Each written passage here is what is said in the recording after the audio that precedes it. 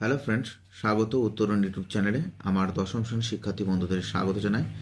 আজকে আমি উপস্থিত হয়েছি ক্লাস 10-এর যে ফার্স্ট সাবমেটিভ যে এক্সাম হতে চলেছে ওই ঈদের পরে, মার্চের শেষের দিক থেকে কিংবা এপ্রিল মাসে। তো আজকে আমি এই ভিডিওটি তৈরি করছি তোমাদের জন্য। রায় মার্টিনের একটি জনপ্রিয় একটি বই, খুবই এমসিকিউ এসিকিউ বইগুলো, যেগুলি 50-50, এই 50-50 যাদের বইটি সংগ্রহ করতে পারো না তাদের জন্য এই ভিডিওটি। ভৌতবিজ্ঞানে যে প্রথম অধ্যায় আছে পরিবেশের জন্য ভাবনা, এই অধ্যায় থেকে আমরা গুরুত্বপূর্ণ এমসিকিউ প্রশ্নগুলি তোমাদের জন্য নিশ্চিত এখান থেকে তোমাদের ফার্স্ট যে সাবমেটিভ পরীক্ষা হতে চলেছে সেখানে নিশ্চিত কমন পাবে। এই প্রশ্নগুলি যদি দেখে যাও, প্রশ্নগুলি খুব সিলেক্টিভ প্রশ্ন। প্রথম প্রশ্ন দেখো, বায়ুমণ্ডলে সবচেয়ে বেশি পরিমাণে রয়েছে কোন গ্যাস? অক্সিজেন, নাইট্রোজেন, জলীয়বাষ্প না ধূলিকণা? প্রত্যেকেই জানো সেটা নাইট্রোজেন। 2 নম্বর প্রশ্ন, ওজন হিসেবে বায়ুমণ্ডলের কত ভাগ ট্রপোস্ফিয়ারের অন্তর্গত? 25, 50, 75 না 40? উত্তর হবে 75। 75 ভাগ হচ্ছে ট্রপোস্ফিয়ারের অন্তর্গত। বায়ুমণ্ডলের ঊর্ধ্বতম স্তরটি হলো A thermosphere, B exosphere, C mesosphere, D magnetosphere? উত্তর প্রত্যেকেই জানো এক্সোস্ফিয়ার সবচেয়ে বায়ুমণ্ডলের ঊর্ধ্বতম স্তর। তারপর চলে এলাম 4 নম্বর প্রশ্ন, বায়ুমণ্ডল ওজোন গ্যাস কোন স্তরে ঘনীভূত থাকে? Stratosphere, mesosphere, ionosphere, troposphere? উত্তর হবে স্ট্র্যাটোস্ফিয়ার। 5 নম্বর প্রশ্ন, সূর্যের অতি বেগুনি রশ্মি বায়ুমণ্ডলের যে স্তরে শোষিত হয় সেটি হলো ওজোন স্তর, ক্ষুব্ধমণ্ডল, মেসোস্ফিয়ার না থার্মোস্ফিয়ার? উত্তর হবে ওজোন স্তর। পৃথিবী পৃষ্ঠের স্বাভাবিক বায়ুচাপ ভিভিআই খুবই গুরুত্বপূর্ণ।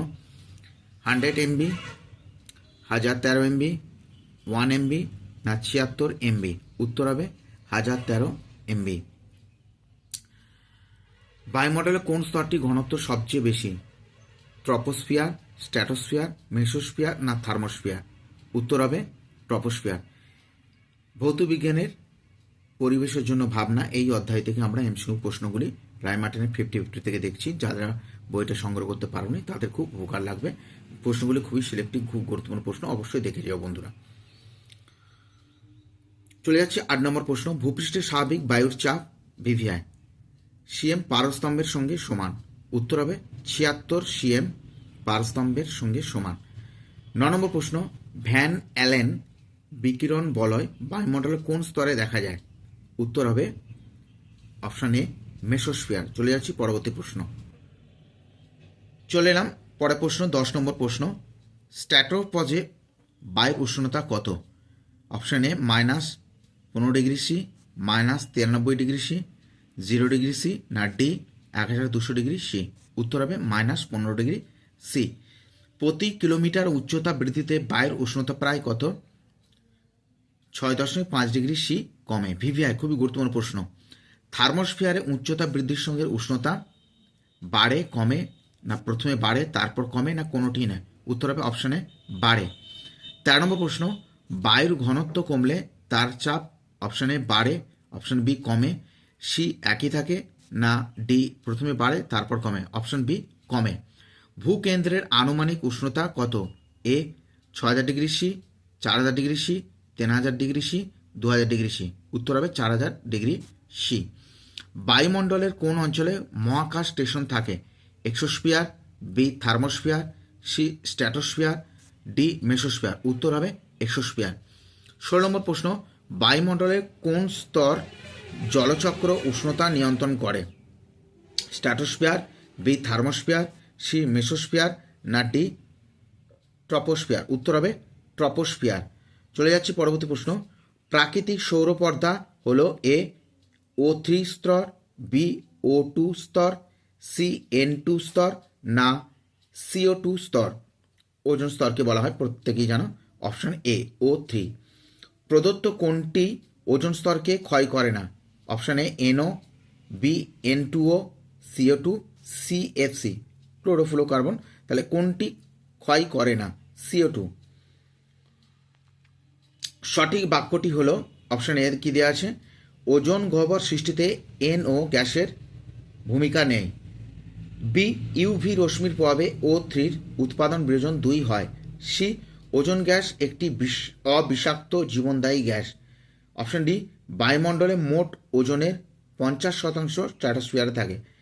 সঠিক বাক্যটি হলো ইউভি রশ্মির প্রভাবে O3 উৎপাদন বিয়োজন 2 হয়। 20 নম্বর প্রশ্ন, নিচের কোন গ্যাসটি ওজোন স্তরে ওজোন ক্ষয়ে সহায়তা করে?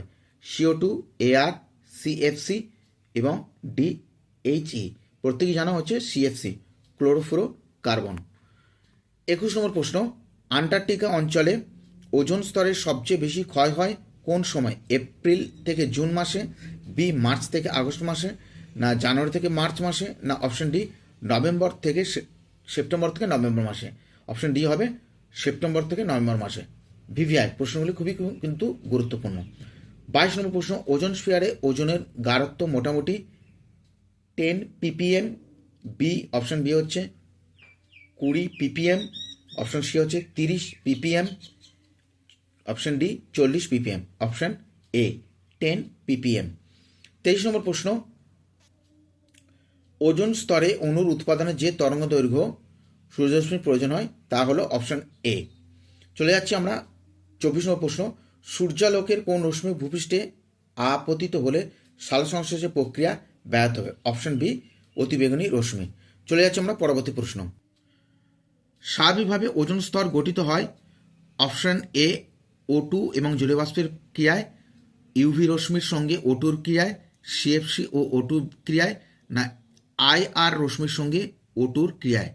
উত্তর হবে কিন্তু প্রত্যেকে দেখো উত্তর দেওয়া আছে অপশন বি ইউভি রশ্মির সঙ্গে O2 ক্রিয়ায়। 26 নম্বর প্রশ্ন, নিচের কোন গ্যাসটি ওজোন স্তরে ওজোন ক্ষয়ে সহায়তা করে না? NO2, CFC, না CO2? উত্তর হবে অবশ্যই হবে দেখো NO2, ওজোন ক্ষয়ে সহায়তা করে না। ওজোন স্তরে ওজোন ক্ষয়ে সহায়তা করে না। চলে যাচ্ছি পরের প্রশ্ন, CFC অতিবেগুনি রশ্মির আঘাতে বিভাজিত হয়ে উৎপন্ন করে কি উৎপন্ন করে? না সক্রিয় ক্লোরিন পরমাণু।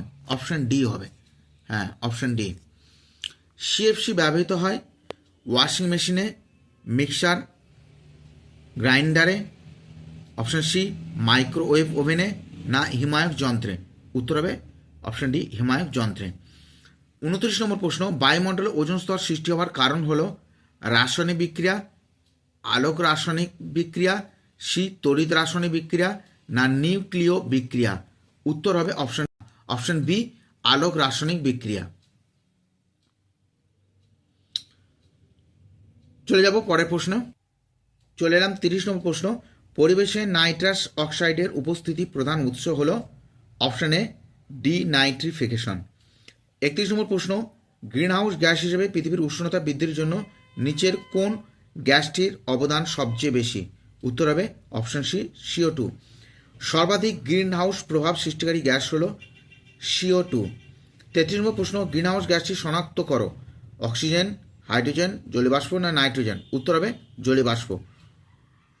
পৃথিবীর গড় উষ্ণতা বৃদ্ধি প্রতি বছর ভিভিআই, খুবই গুরুত্বপূর্ণ প্রশ্ন, 1 ডিগ্রি সি। অপশন সি হবে উত্তর। 35 নম্বর প্রশ্ন, বিশ্ব উষ্ণায়নের ফলে বিংশ শতাব্দীতে সমুদ্রতলে জলের উচ্চতা বেড়েছে কত হবে? অপশন বি 3 থেকে 8 সেন্টিমিটার। নিচে কোনটি গ্রিনহাউস গ্যাস নয়? মিথেন, জলীয়বাষ্প, কার্বন ডাইঅক্সাইড, না অক্সিজেন? উত্তর হবে অক্সিজেন, অপশন ডি। 37 নম্বর প্রশ্ন, নিচের কোন গ্যাসটি ভূপৃষ্ঠ থেকে বিকিরিত দীর্ঘ তরঙ্গ দৈর্ঘ্য বিশিষ্ট অবলোহিত রশ্মি শোষণ করে? Option C CH4। গ্লোবাল ওয়ার্মিংয়ের ফলে কোনটি ঘটবে না? ঋতুচক্রের পরিবর্তন, মহাসাগরীয় স্রোতের পরিবর্তন, দিনরাত্রির দৈর্ঘ্যের পরিবর্তন, না পোলার আইস ক্যাম্পের পরিমাণ হ্রাস? উত্তর হবে অপশন সি দিনরাত্রি দৈর্ঘ্যের পরিবর্তন। চলে যাচ্ছি পরবর্তী প্রশ্ন, নিচের গ্রিনহাউস গ্যাসগুলো উষ্ণতা বৃদ্ধি করার সঠিক ক্রমটি হলো option D CO2, CH4, CFC এবং চলে এলাম পরবর্তী প্রশ্ন, গ্রিনহাউস এফেক্টের জন্য দায়ী? উত্তর হবে অপশন সি ইনফ্রারেড রশ্মি। 41 নম্বর প্রশ্ন, জ্বালানির ক্যালোরিফিক মান যত বেশি হবে প্রয়োজনীয় জ্বালানির পরিমাণ হবে তত কম। 42 প্রশ্ন, সবচেয়ে থেকে বেশি তাপন মূল্যের জ্বালানি হলো মিথেন, বিউটেন, কেরোসিন না চারকোল? উত্তর হবে মিথেন।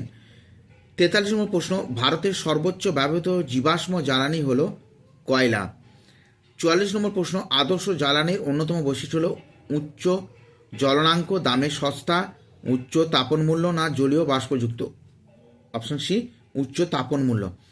45 নম্বর প্রশ্ন, উৎকৃষ্ট জ্বালানির জ্বলনবিন্দু হতে হবে কম, বেশি, মাঝারি না কোনোটি নয়? অপশন বি, বেশি। কোন ধরনের কয়লা তাপন মূল্য সবচেয়ে বেশি? কোক কয়লা, অ্যান্থ্রাসাইট কয়লা, বিটুমিনাস কয়লা না কাঠ কয়লা? প্রত্যেকেই জানো অ্যান্থ্রাসাইট কয়লা। 47 নম্বর প্রশ্ন, সুস্থায়ী উন্নয়নের মূল লক্ষ্য হলো প্রাকৃতিক সম্পদের ব্যবহার না করে উন্নয়ন করা, প্রাকৃতিক সম্পদের ক্ষতিপূরণ করে উন্নয়ন করা, প্রাকৃতিক সম্পদকে নিঃশেষ করে উন্নয়ন করা? কোনোটি নয়। অপশন ডি, কোনোটি নয়। 48 নম্বর প্রশ্ন, একটি পরিবেশ বান্ধব শক্তি হলো সৌরশক্তি, বায়ুশক্তি, ভূতাপ শক্তি এবং সবগুলি? অপশন ডি, অবশ্যই সবগুলি। এগুলো হচ্ছে অচিরাচরিত শক্তি।